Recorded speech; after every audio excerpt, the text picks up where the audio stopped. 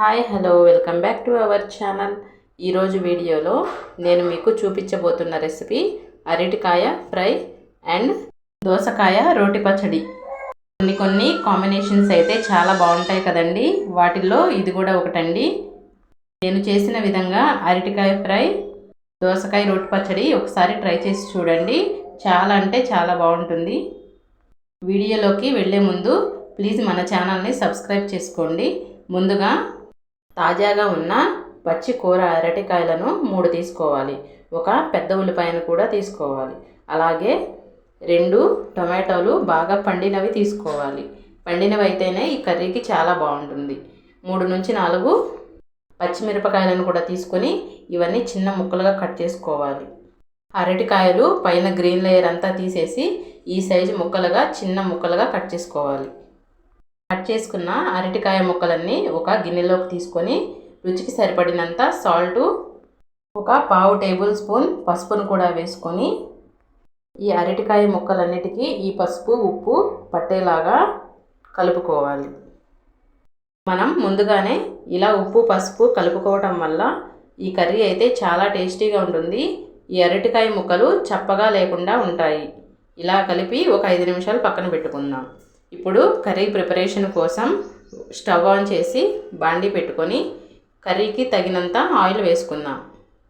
Oil బాగా వేడైన తర్వాత 2 టేబుల్ స్పూన్లు పోపు దినుసులను వేసుకుని ఆవాలు చిటపటలాడేంత వరకు వేయించుకోవాలి. దీనిలోనే 1 టేబుల్ స్పూన్ జీలకర్రను, 4 పచ్చిమిరపకాయలను, 1 ఎండుమిరపకాయను కూడా వేసుకోవాలి. అలాగే 2 రెమ్మలు కరివేపాకును కూడా వేసుకొని కట్ చేసి ఉంచుకున్న ఉల్లిపాయలను వేసి ఉల్లిపాయలు మెత్తపడేంత వరకు ఫ్రై చేసుకోవాలి. ఫ్లేమ్ని మీడియంలోనే ఉంచి ఈ ఉల్లిపాయలు చక్కగా మెత్తగా బ్రౌన్ కలర్లో అయ్యేంత వరకు గరిటెతో కలుపుకుంటూ మాడిపోకుండా ఫ్రై చేసుకోవాలి. ఇప్పుడు మనం ఫ్రెష్గా నూరి ఉంచుకున్న 1 టేబుల్ స్పూన్ అల్లం వెల్లుల్లి పేస్టును వేసి అల్లం వెల్లుల్లి పేస్టు పచ్చివాసన పోయేంత వరకు 2 నిమిషాల పాటు ఫ్రై చేసుకోవాలి.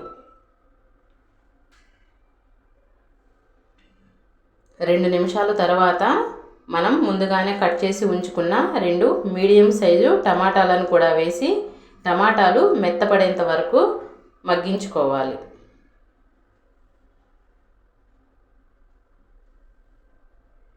ఇక్కడ టమాటాలు నాకు ఒక 5 నిమిషాలకి మెత్తపడిపోయినాయండి.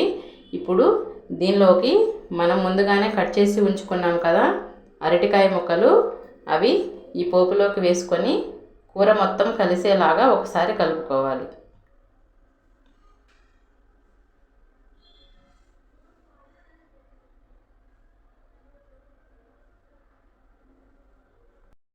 ఇప్పుడు మనం ఒక 5 నిమిషాల పాటు మూత పెట్టి మగ్గించుకోవాలి. ఇవి త్వరగానే మగ్గిపోతాయండి. ఎక్కువ టైం అయితే పట్టదు. ఒక 5 నుంచి 6 నిమిషాల పాటు మూత పెట్టి మగ్గించుకుందాం. 6 నిమిషాల తర్వాత చక్కగా మెత్తగా ఉడికినవ్వండి. మళ్ళీ ఒకసారి కూర మొత్తాన్ని కలుపుకుందాం. ఈ కూరని అడుగు పట్టుకోకుండా ప్రతి 3 నుంచి 5 నిమిషాలకి కలుపుకుంటూ ఉండాలి. ఇప్పుడు మనం తినే స్పైసీని బట్టి కారాన్ని వేసుకుందాం. కారం కూడా మొత్తం కలిసేలాగా కలుపుకొని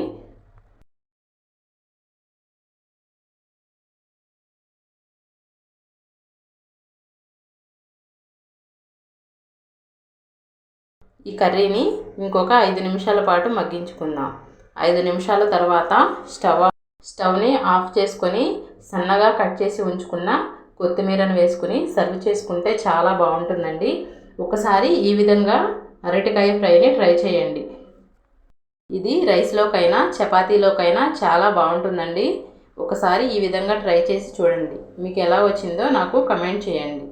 ఇప్పుడు నెక్స్ట్ ప్రాసెస్లో మనం దోసకాయ రోటి పచ్చడి రెసిపీ చూద్దామండి.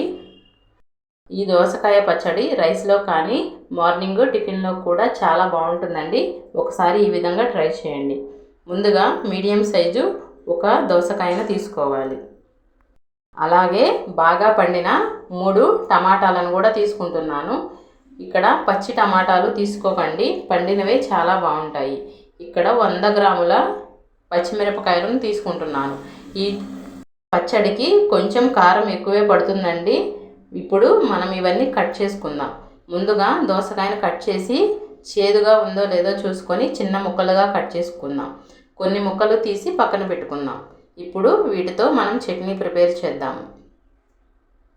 ముందుగా స్టవ్ ఆన్ చేసి బాండీ పెట్టి బాండీ హీట్ అయిన తర్వాత ఆయిల్ వేసుకోవాలి. ఇప్పుడు మనం కట్ చేసి ఉంచుకున్న దోసకాయ ముక్కలను కూడా వేసుకొని ఒక 2-3 నిమిషాల పాటు గరిటెతో కలుపుతూ ఫ్రై చేసుకోవాలి. 2-3 నిమిషాలకి చక్కగా మగ్గుతాయండి ఈ దోసకాయ ముక్కలు. ఇప్పుడు దీనిలోకి మనం ముందుగానే కడిగి ఉంచుకున్న గుప్పెడు కరివేపాకును కూడా వేసుకోవాలి. కరివేపాకు కొంచెం ఎక్కువ వేసుకుంటేనే టేస్ట్ బాగుంటుందండి. మీకు ఇష్టమైతే ఇంకొంచెం కరివేపాకును కూడా వేసుకోవచ్చు. అలానే ముందుగా మనం కట్ చేసి ఉంచుకున్నాం కదా 3 టమాటాలు, వాటిని కూడా వేసుకొని టమాటాలు మెత్తగా అయ్యేంత వరకు మూత పెట్టి మగ్గించుకోవాలి. ఒక 5 నిమిషాల పాటు కలుపుతూ ఫ్రై చేసుకుంటే ఈ టమాటాలు మెత్తబడిపోతాయండి. ఇప్పుడు దీనిలోకి మనం కాడలు తీసి కడిగి ఉంచుకున్న పచ్చిమిరపకాయలను కూడా వేసుకొని పచ్చిమిరపకాయలు చక్కగా మెత్తగా అయ్యేంత వరకు ఇంకొక 5 నిమిషాల పాటు ఫ్రై చేసుకుందాం.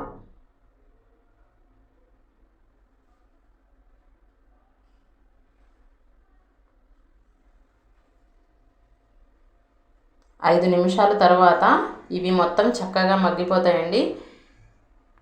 ఒకసారి మొత్తం కలిసేలాగా కలుపుకుందాం. అడుగు మాడకుండా చూసుకోవాలండి పచ్చడికి. ఎప్పుడైనా దీనిలోకి 1 టేబుల్ స్పూన్ జీలకర్ర, 6 వెల్లుల్లి రెమ్మలు, గుప్పెడు కొత్తిమీరను కూడా వేసుకొని మూత పెట్టి స్టవ్ ఆఫ్ చేసేయాలి.